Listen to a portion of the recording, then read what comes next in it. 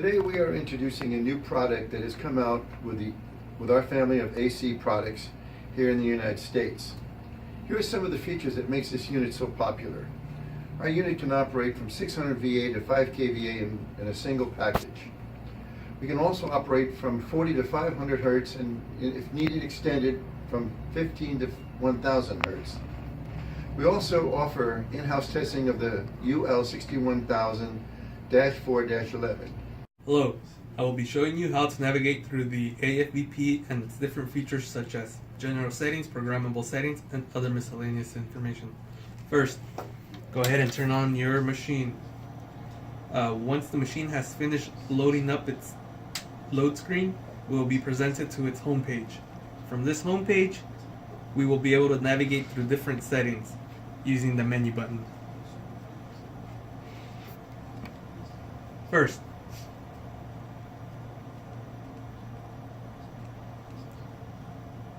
we have the ability to change voltages, set a current limit, change frequencies, and set a power limit using the interactive touch screen or the rotary knob. For example, let's display this on our oscilloscope by hitting the output button. As you can see, we have a clean sinusoidal wave. Now we turn this off. Let's say we want to change the output voltage. We can go ahead. You may select from the default voltages or choose a voltage of your choosing.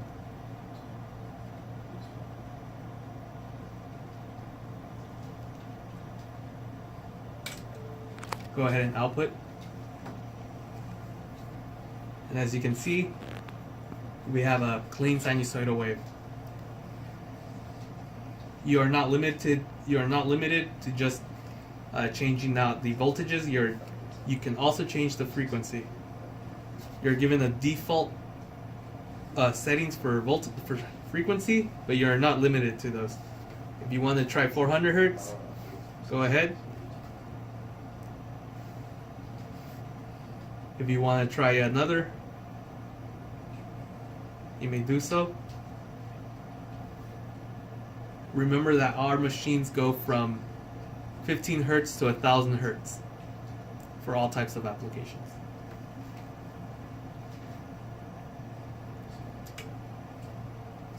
Secondly, we continue to the menu settings. In the menu settings, we have a variety of features to change out settings, set up programs, communications, results, and a few other miscellaneous items. Let's start with settings. Under settings, we have the ability to change the mode in which we are operating, advanced or basic. Basic just offers less settings for you to play with. A key feature is our output. We can change from AC to DC.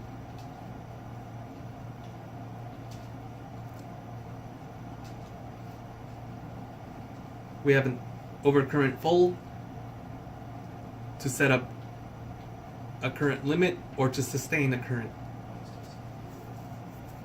We have the ability to change our angles and end our angle.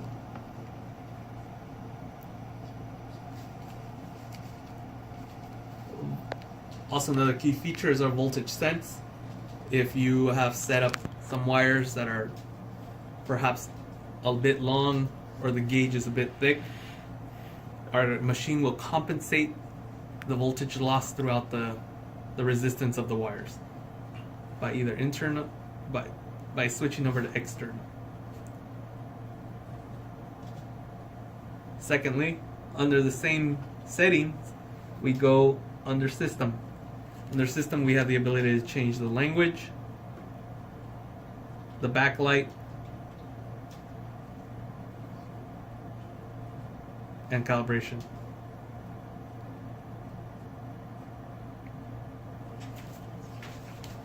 The programmable button lets us choose between step functions, ramp functions, and transient functions. We will get back to that. Under the communications button, we have the ability to either connect through Ethernet or through our bus interface. If we go back, we have the results button. Under the results button, we have we are given the results of our tests that have been run to see how they reacted and if they passed or failed.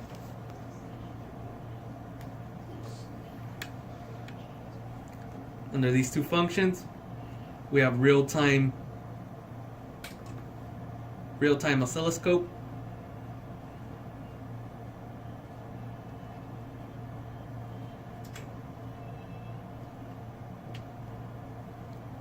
and an overall meter of voltage, current, power factor, frequency, apparent power, etc.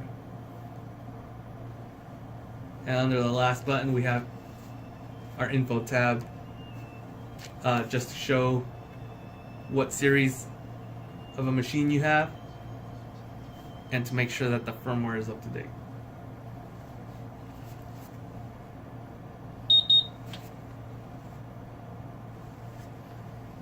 Hello, we're going to go ahead and control our power supply remotely with our laptop using the Preem program. First, go ahead and open up the Preem program. Once you have done that, this window will appear. Make sure to click on the system setup first, so that you make sure that on the device manager you check that your COM port matches the serial COM port. So make sure those two match. Once those two match, hit the test button. Click on the AFV-P series if that's the machine that you're using. If not, use the other one. But click on that, test it, link OK, exit, hit OK. Let's get started. Go ahead and click on the AFV-P series button. Alrighty, so what we did on the touch screen earlier, we can do this on our laptop. Just in case you can't get to the machine, you can use the laptop from a distance to remotely control your machine. Let's test it out. Let's turn it on. As you can see, we have turned it on our oscilloscope. We are getting a reading of 103 volts at 132 hertz. Again, from the computer, we can control how much voltage we want. We can go up, down. We can change the hertz, the frequency.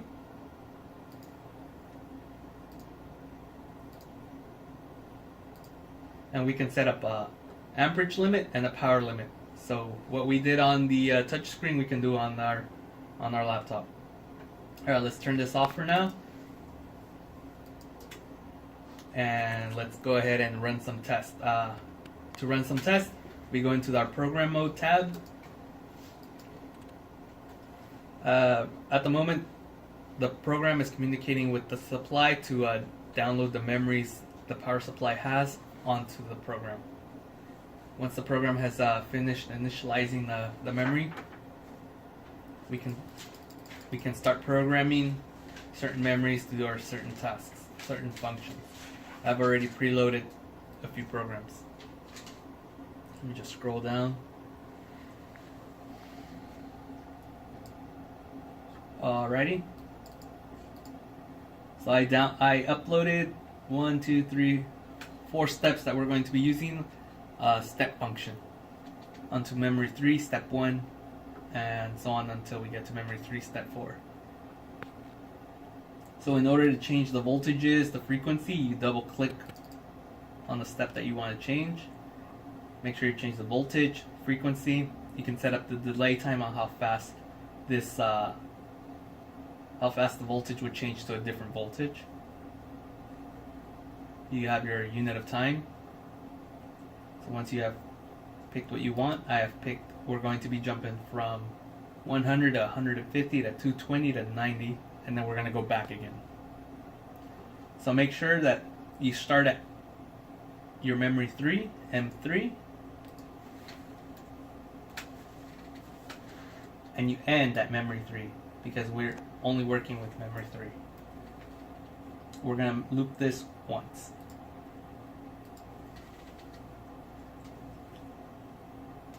Under the step loop settings, we're going to start our step at 1 and end our step at 4. We're going to loop it once. Once that has been done, go ahead and turn on the generator, or turn on the power supply. Sorry. As you can see, we're counting up to 2 seconds and it's changing voltages. 2 seconds, change, voltage change. 2 seconds, voltage change. We completed our test and we got a pass. Alright, let's continue to do a transient response. I have already preloaded that onto the machine. I chose memory 4, step 1. Voltage is at 220, 60 hertz. I did not change any of this. Make sure that when you're going to perform a transient test, that this is clicked on, or else you will not be able to change values. So once you click that on, you'll be able to change the values. I'm gonna create a spike at 90 degrees. It shows a transient voltage of 300. All right. So before we start here, go to your oscilloscope and set up a trigger function.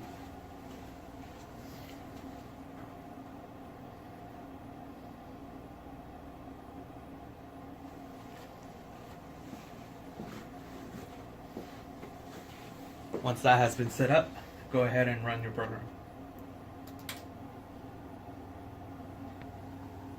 Oh.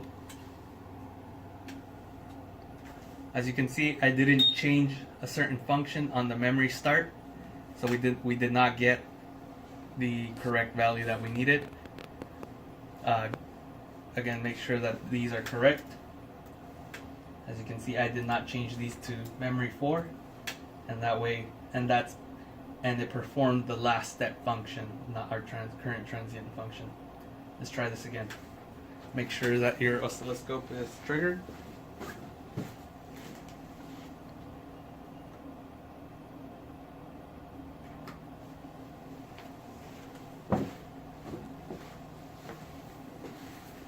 Make sure you have the correct memory start. We start at 4, end at 4, 1 loop, step loop setting. M4, we're using M4. Start at 1, end at 1, 1 loop. Adjust the oscilloscope to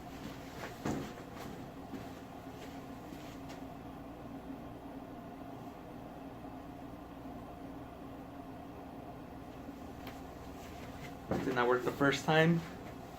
Try again. And as you can see, we have correctly displayed our spike at 90 degrees. Thank you for your time. If you have any questions or concerns, do not hesitate to call us at